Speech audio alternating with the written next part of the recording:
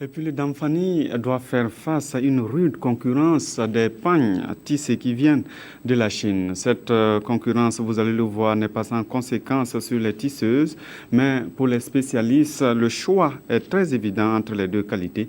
Roger Kam, Yolande Lompo. À l'origine, le tissage était une activité masculine et la filature dévolue aux femmes. Dans les années 80, au Burkina Faso, la volonté de promouvoir l'émancipation des femmes a entraîné l'essor du tissage féminin. Dès lors, les hommes et femmes de ce corps de métier libérèrent leur génie créateur. Et ce travail à la chaîne depuis la culture du coton jusqu'à la vente du pain Damphani nourrit plus d'un. Ici, nous, on vend des traditionnels seulement. Nous, on vend ça à 6 000 de complet. Par exemple, ça là, ça c'est pain de saumon. Ça c'est pain de saumon. Ça aussi, les gens là, ils pèsent ça beaucoup. Bon, mais par exemple, ça là, les gens de Togolais, Béninois, ils pèsent ça beaucoup plus que nous-mêmes. Je suis venu pour chercher un pain traditionnel pour mon enfant. C'est juste pour ça. Elle aime ça. Si quelqu'un au moins porte ça, en tant que femme, elle est bien respectée, elle est bien visible aussi.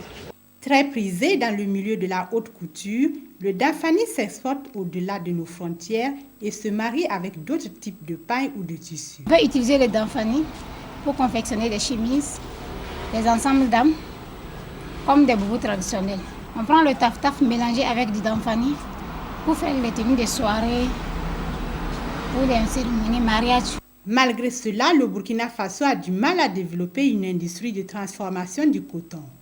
Conséquence, ces tisseuses se heurtent à la concurrence des tissus imprimés au motif du Damphani vendus à prix bas. Ce pain vient de Chine. On appelle ça dans la terra. Et on va ça un peu en gros et le mettre à 700 le mètre. Et le plus en détail, nous on peut faire ça à 1000 francs. On peut dire que ça là, c'est en lidon.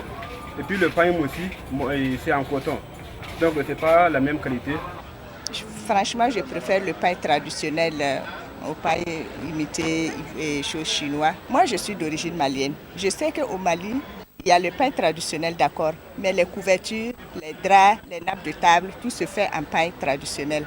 Quand je regarde les femmes, je dis qu'elles auront plus à gagner en faisant par exemple des couvertures. Les femmes plutôt que de faire des pailles. Bon an mal an, en dehors du CAO, des promoteurs tentent de donner au pain tissé la chance de résister à la concurrence à travers de nombreuses expositions.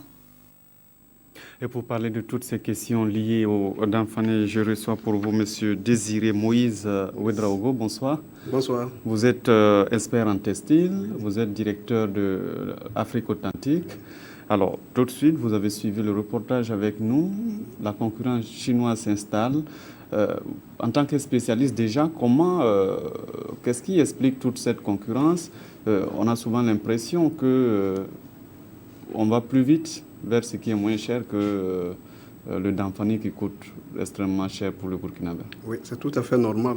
Dans un contexte où le pouvoir d'achat est faible, le premier critère d'achat, c'est le prix.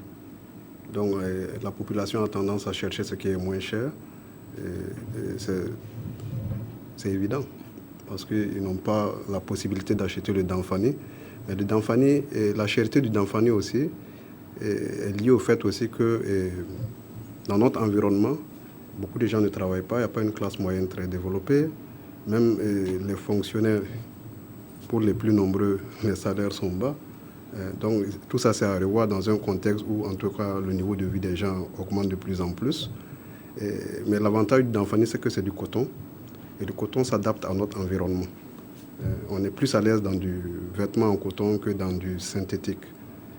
La concurrence de la Chine est redoutée par tout le monde, ce n'est pas seulement les Africains. Mais les Africains, l'Afrique de l'Ouest notamment, produit énormément de coton. Et la question qui se pose, c'est de transformer notre coton. On doit être dans le contexte où on doit voir maintenant comment faire. Le pourquoi, on l'a suffisamment développé. La volonté politique, et les gens sont engagés à dire, lors du sommet de Bamako, l'agenda coton, de transformer 25%. On est loin d'atteindre ce taux-là, mais pour le cas du Burkina, le produit Damphani est le seul produit non alimentaire que nous maîtrisons de A à Z. Aussi bien au niveau de la fabrication de la technologie, de la formation, des produits. Vous avez vu que la qualité des produits s'est augmentée, s'est améliorée. Et c'est le seul produit burkinabé qu'on trouve sur tous les continents.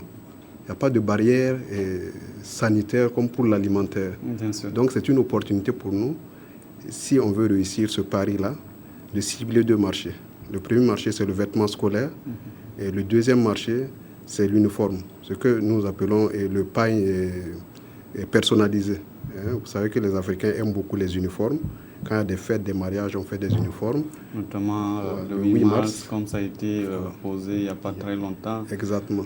Si on attaque ce marché, je vous assure que dans 5 ans, on passe à la phase semi-industrielle.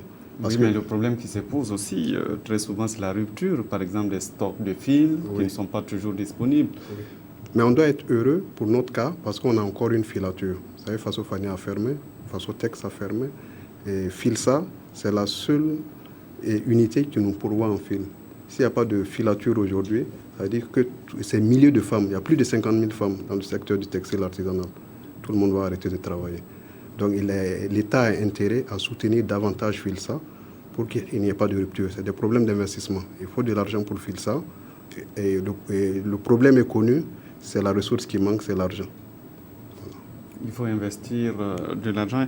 La question d'ailleurs que j'allais vous poser, comment faire véritablement pour développer tout ce secteur de textile au Burkina aujourd'hui? On sait que nous sommes le premier producteur de coton en Afrique. Cette année, on parle d'une production de 800 000 tonnes. Exactement. Voilà. Alors, la première étape, c'est de créer une structure dédiée au secteur textile. En général, pas seulement artisanal, aussi bien artisanal industriel. On a une vingtaine de jeunes burkinabés qui se forment aujourd'hui au Selfitex, dans le secteur du textile. Donc, on aura de la ressource en termes de valeur humaine pour promouvoir le secteur. Mais il n'y a aucune structure dédiée à ce secteur-là, alors qu'il y a un potentiel qui est là. Donc, le ministère en charge de l'artisanat devait, je pense, dès maintenant, avec l'exemple de ce salon, où des gens, de façon volontaire, vous savez qu'il y a moins de 20 personnes, le comité d'organisation. Les réunions se tenaient en dehors des heures de travail ou les week-ends. Et on a réussi ce pari-là de coloniser l'avenue Kwame Nkrumah en Damfani pour une semaine. C'est le ministère qui doit voir avec les acteurs, je précise bien avec les acteurs si on veut avancer. On a les solutions plus ou moins, et c'est la mise en œuvre nécessite un certain nombre de moyens, et c'est l'État qui doit accompagner pour ça. Alors, on va vous remercier d'être venu nous donner ces explications sur le textile.